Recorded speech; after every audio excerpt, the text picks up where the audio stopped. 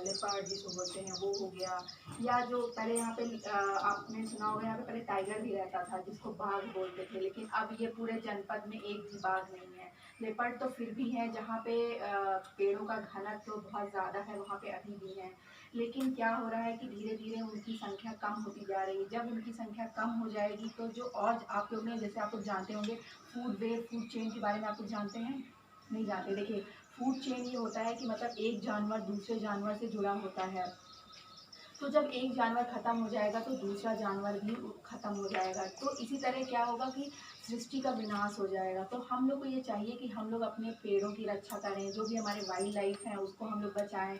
यहाँ पे जैसा कि वो क्या कहते हैं, गुप्ता जी ने बताया कि यहाँ पे पहले चिंकारा भी आते थे, तो क्या हुआ, धीरे धीरे लोग अब बढ़ते गए, पॉपुलेशन क्या हुई, जनसंख्या हमारी बढ़ती जा रही, जनसंख्या हमारी बढ़ती जा रही, तो हम लोग को घर बनाने के लिए और भी कामों के लिए, खेती के लिए हमको ज़मीन की ज़रूरत पड़ रही है, लैंड की ज़रूरत पड़ रही है। तो हम लोग क्या कर रहे हैं, हम लोग पेड़ों को काट काट करके उसको हम लोग खेती कर रहे हैं, हम लोग घर बना रहे हैं। तो इससे क्या हो रहा है कि जो हमारे जानवर, जो हमारे वाइल्ड लाइफ हैं वो ख़त्म हो रहे हैं। अगर वाइल्ड लाइफ ख़त्म हो जाएगा तो फिर एक वाइल्ड लाइफ खत्म होता है तो दूसरा वाइल्ड लाइफ खत्म हो जाएगा, और दूसरा वाइल्ड लाइफ खत्म, और अगर मान लीजिए आप टॉप कॉर्निवोर, आप लोग यहाँ पे मान लीजिए लेपर्ड है, अगर लेपर्ड हमारा खत्म हो जाएगा तो क्या होगा कि ब्लू बुल जानते होंगे, जो जिसे नीलगाय बोलते हैं वो, या फिर जो डियर हैं उनकी जनसंख्या बढ़ जाएगी। उनकी जनसंख्या बढ़ जाएगी तो नीचे के जो भी पेड़ पौधे हैं वो सारे खत्म हो जाएंगे, उनका रीजनरेशन नहीं होगा, उनका ग्रोथ नहीं होगा, तो वो सब खत्म हो जाएंगे। तो ये सब एक दूसरे से रिलेटेड है।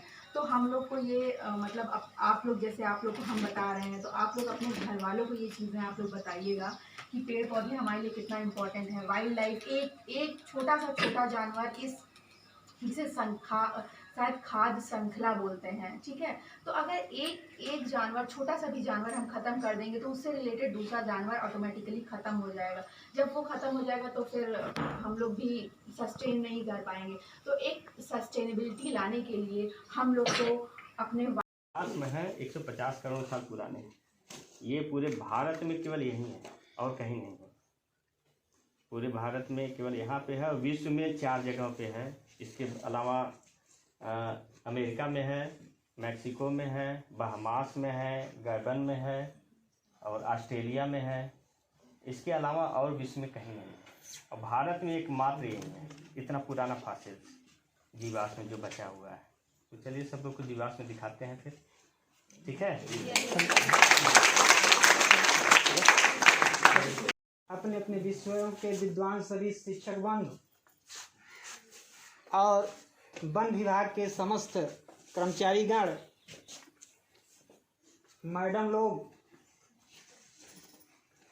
प्रिय छात्राएं, बड़ी सौभाग्य की बात है कि माननीय रेंजर साहब, वार्डन, एसडीओ और हम लोगों की बड़ी सौभाग्य की बात रही है कि आज इस सलखन पार्क के लिए माननीय रेंजर साहब के सानिध्य में, डायरेक्टर महोदय के सानिध्य में आप सभी को बहुत सी चीज़ें सीखने को मिली।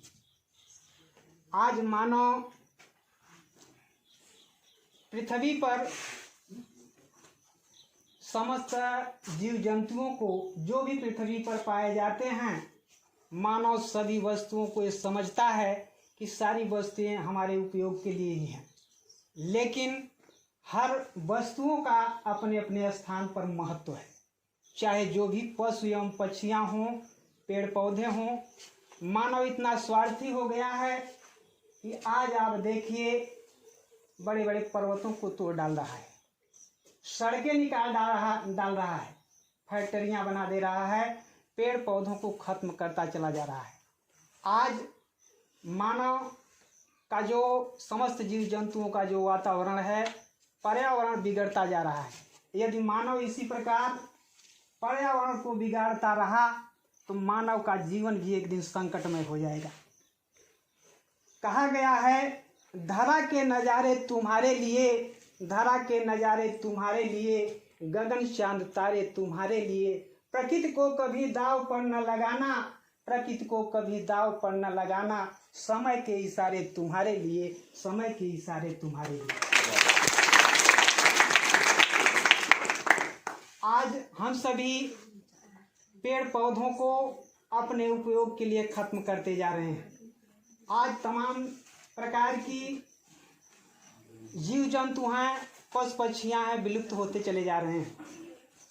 जैसा कि रेंजर साहब, वार्डन एलडीओ ने आप सभी को बताने के लिए मुझे कुछ छोड़ा नहीं, पहले ही सब लोगों ने बता दिया। और बड़ी सौभाग्य की बात है कि टाइम भी ज़्यादा होता जा रहा है। मैं अपनी वाणी को विराम देता हूँ। धन्यवाद।